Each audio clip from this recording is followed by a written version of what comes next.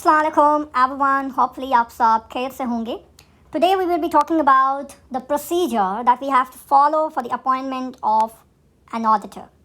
हमने 2017 company law को देखते हुए किस तरह एक न्यू ऑडिटर को अपॉइंट करना है, हमने उसका प्रोसीजर देखना है. So let's start.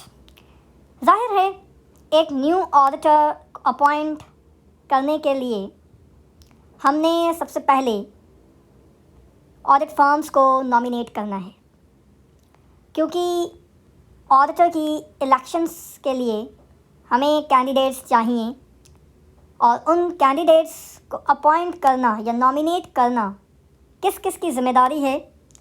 तो इसमें दो लोग आ जाते हैं, एक बोर्ड ऑफ डायरेक्टर्स और दूसरे वो शेयर होल्डर्स जिनके पास 10% या 10% से ज़्यादा की शेयर होल्डिंग है.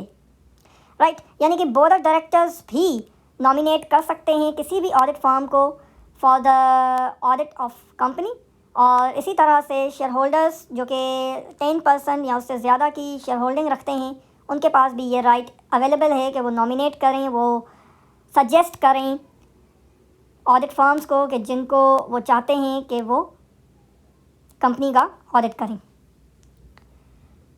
अब नॉमिनेशन से पहले ये ज़रूरी है कि ऑडिटर का भी कंसेंट लिया जाए, बिकॉज़ आप तो ये चाहते हैं कि ऑडिट फर्म आपकी कंपनी का ऑडिट करे, लेकिन क्या ये ऑडिट फर्म भी चाहती है कि वो आपकी कंपनी का ऑडिट करे? क्या उनके पास टाइम मौजूद है या कोई और वजह है जिसकी वजह से वो ऑडिट नहीं करना चाहते? तो ये ज़रूरी है कि उनसे पहले कंसेंट लिया जाए, फिर नॉमिनेट किया जाए. सो ऑडिटर के ऊपर भी कुछ ज़िम्मेदारियां हैं बिफोर एक्सेप्टिंग द कंपनी या क्लाइंट. ऑडिटर ने क्लाइंट एक्सेप्टेंस प्रोसीजर परफॉर्म करने हैं. वो क्या है? ऑडिटर ने देखना है कंपनी की मैनेजमेंट को. अगरचे मैनेजमेंट से ऑडिटर को थ्रेट है, अगर मैनेजमेंट पॉलिटिकल पार्टीज से रिलेटेड है तो ऑब्वियसली थ्रेट आ जाता है ऑडिटर की तरफ, या फिर मैनेजमेंट इलीगल एक्टिविटीज़ में इन्वॉल्व रही है पास्ट में. क्योंकि ऑडिटर का काम है ऑडिट करना, बाद में ओपिनियन देना कि कंपनी के फाइनेंशियल सही बने हुए या नहीं बने हुए. तो अगर ऑडिटर एक नेगेटिव ओपिनियन देता है तो एक ये रिस्क रहता है ऑडिटर की तरफ कि उसकी जान भी ली जा सकती है. थ्रेट ज़्यादा हो जाता है अगर वहाँ पर मैनेजमेंट ऐसी है जो इलीगल एक्टिविटीज़ में पहले से इन्वॉल्व है, फ्रॉडुलेंट एक्टिविटीज़ में पहले से इन्वॉल्व है. तो बेहतर है कि आप ऐसे क्लाइंट को एक्सेप्ट ही ना करो जहाँ पर आपको जान का ख़तरा हो. राइट. सो मैनेजमेंट को देखना है कि क्या वो मैनेजमेंट शरीफ है या वो बदमाश है. इसी तरीके से ऑडिटर ने एप्रोप्रिएट फाइनेंशियल रिपोर्टिंग फ्रेमवर्क को चेक करना है. अगर जो कंपनी IFRS को फॉलो कर रही है तो फिर एक्सेप्ट करना चाहिए. अदरवाइज़ अगर उसका रिपोर्टिंग फ्रेमवर्क एप्रोप्रिएट नहीं है तो फिर ऑडिटर ने एक्सेप्ट नहीं करना क्लाइंट को फॉर द ऑडिट. इसी तरीके से आपने अपनी टीम का जायज़ा भी लेना है कि आपकी टीम इतनी कॉम्पिटेंट है, क्या उसके पास एक्सपीरियंस है, नॉलेज है of a particular specific industry. अगर हम ऑडिट करने जा रहे हैं इंश्योरेंस कंपनी का, तो क्या इंश्योरेंस कंपनीज़ की नॉलेज है आपकी टीम को? क्या उनके पास रेलेवेंट एक्सपीरियंस है? अगर नहीं है तो फिर आप काबिल नहीं हैं ऑडिट करने के लिए. इसीलिए आपको अपनी टीम की काबिलियत को भी देखना है, टाइम को भी देखना है और सफिशेंसी ऑफ टीम को भी देखना है. अगर एक बहुत बड़ी कंपनी है जहाँ पर मिलियंस ऑफ ट्रांजैक्शंस होती हैं साल में, तो आपकी टीम में सिर्फ चंद ही लोग हैं, तो वो ऑडिट नहीं कर सकते इतनी बड़ी कंपनी का. सो इन फैक्टर्स को देखते हुए आपने फैसला करना है कि मुझे क्लाइंट को एक्सेप्ट करना है या नहीं करना. अगर आपके पास टीम भी मौजूद है, कंपिटेंट है वो टीम, एप्रोप्रिएट रिपोर्टिंग फ्रेमवर्क भी फॉलो कर रही है क्लाइंट की जो कंपनी है, और मैनेजमेंट भी जो है वो शरीफ है, तो फिर आपने अप्रूवल देना है, कंसेंट देना है कि yes I am ready for an audit. और अगर आपको ये कंसेंट मिल चुका है, चाहे आप बोर्ड ऑफ डायरेक्टर्स हैं या फिर आप शेयर होल्डर्स हैं, तो आपने इन ऑडिट फर्म्स को नॉमिनेट करना है. लेकिन ये इम्पॉर्टेंट है शेयर होल्डर्स के लिए कि जो नॉमिनेशन है वो at least 7 days before AGM company को नोटिफाई करवाया जाए. अगर आप लेट हो जाएंगे तो फिर आपकी नॉमिनेशन को नहीं लिया जाएगा. राइट। अगर एजीएम में 5 दिन बचे हुए हैं और अगर आप अभी नॉमिनेट कर रहे हैं तो अब आप नॉमिनेट नहीं कर सकते। इसलिए इम्पॉर्टेंट है कि आप एटलीस्ट 7 डेज़ पहले एजीएम के कंपनी को बताएं नॉमिनेशंस के बारे में।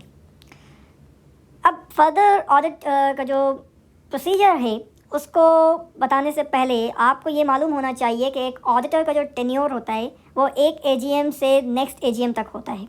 एक ऑडिटर न्यू अपॉइंट होता है एजीएम में, एनुअल जनरल मीटिंग में, और उसी एजीएम में एक पिछले ऑडिटर का टेन्योर ख़त्म होता है, राइट। यानी कि एक ही एजीएम में एक ऑडिटर रिटायर होता है और दूसरा ऑडिटर इलेक्शन के थ्रू उसकी जगह अपॉइंट होता है।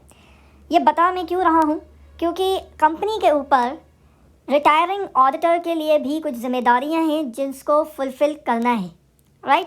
तो जब हम न्यू ऑडिटर को अपॉइंट कर रहे होते हैं तो हमने as a company retiring auditor की जो रिस्पॉन्सिबिलिटीज़ हैं, जो उसके राइट्स हैं, उनको भी फुलफ़िल करना होता है, right. So it is part of the procedure जब भी आप न्यू ऑडिटर को अपॉइंट करते हैं, राइट। सो जब आपको शेयर होल्डर्स ने नोटिफाई करवा दिया बिफोर 7 डेज़ ऑफ एजीएम, यानी कि ये एक एमरजेंसी नोटिफिकेशन आपको दिया गया कि ये एक ऑडिट फर्म है जिसको हम नॉमिनेट करना चाहते हैं, तो अब क्योंकि आपको इमरजेंसी के तौर पे नोटिफाई करवाया गया है तो कंपनी की भी ये जिम्मेदारी बनती है कि वो रिटायरिंग ऑडिटर को भी उन नॉमिनेशंस का बताए और कंपनी के जो दीगर शेयर होल्डर्स हैं उन्हें भी नोटिफाई करवाया जाए कि कौन कौन वो लोग हैं जो इलेक्शन में खड़े होंगे for the appointment of auditor, right. So आपने थ्रू कंपनी वेबसाइट या फिर आपका किसी सोशल मीडिया पे कोई अकाउंट है वहाँ पर आपने नोटिफाई करवाना है या फिर आप ईमेल के थ्रू नोटिफाई करवाएं, ये आपके ऊपर डिपेंड करता है। बिकॉज़ एजीएम का नोटिस चला गया है, उसका नोटिस 21 दिन पहले जाता है, लेकिन आपको क्योंकि शेयर होल्डर्स ने 7 दिन पहले नोटिफाई करवाया है तो अब आपने इन्फॉर्म करना है शेयर होल्डर्स को भी और रिटायरिंग ऑडिटर को भी अबाउट द नॉमिनेशंस। तो आपने अपनी वेबसाइट पे डालना है नोटिफिकेशन और ऑडिटर को भी जो रिटायर हो रहा है उसको भी इन्फॉर्म करना है अबाउट द नॉमिनेशंस, ताकि उन्हें मालूम हो जाए कि इलेक्शन कौन कौन पार्ट इलेक्शन में ले रहा है, कौन से कैंडिडेट्स हैं। अब अगर आपको नोटिफाई करवाया गया well before 21 days of AGM, क्योंकि ये ज़रूरी नहीं है कि आपको 7 दिन पहले ही इमरजेंसी के तौर पे नॉमिनेशंस को नोटिफाई करवाया जाए।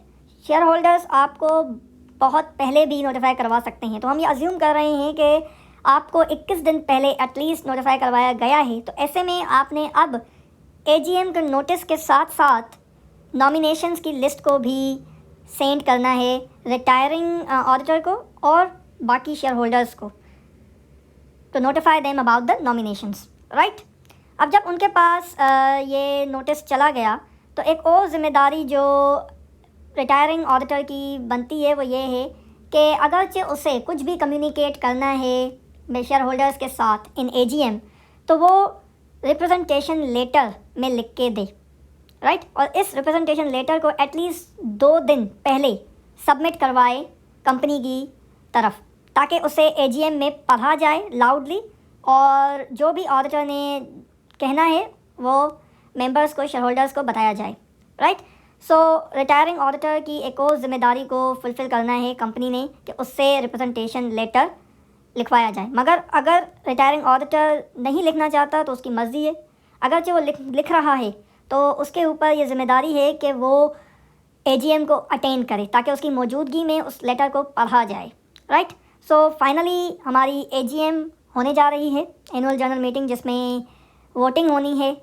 शेयर होल्डर्स ने ऑडिट फर्म को अपॉइंट करना है, जो भी नॉमिनेशंस हैं इलेक्शंस के लिए वो कैंडिडेट्स आएंगे और उनके दरमियान वोटिंग होगी। शेयर होल्डर्स ने हाथ खड़ा करके वोटिंग करनी है और किसी एक ऑडिट फर्म को अपॉइंट करना है। और इसी एजीएम में जैसा मैंने आपको बताया, रिटन जो रिप्रेजेंटेशन लेटर है जो रिटायरिंग ऑडिटर ने लिखा है उसको भी पढ़ा जाएगा ताकि मेंबर्स को बताया जा सके कि जो कुछ भी रिटायरिंग ऑडिटर आपको बताना चाहता है वो उनको बताया जाए। एंड में जब आपने अपॉइंट कर लिया न्यू ऑडिटर को तो with in 14 days of appointment आपने एसएसीपी को भी ये नोटिफाई करवाना है कि कौन सा न्यू ऑडिटर अपॉइंट हुआ है थ्रू फॉर्म 29। फॉर्म 29 को आपने फिल करना है और उसे एसएसीपी की तरफ सेंड करना है और उसमें डिटेल्स होंगी कि कौन आपका न्यू ऑडिटर अपॉइंट हुआ है।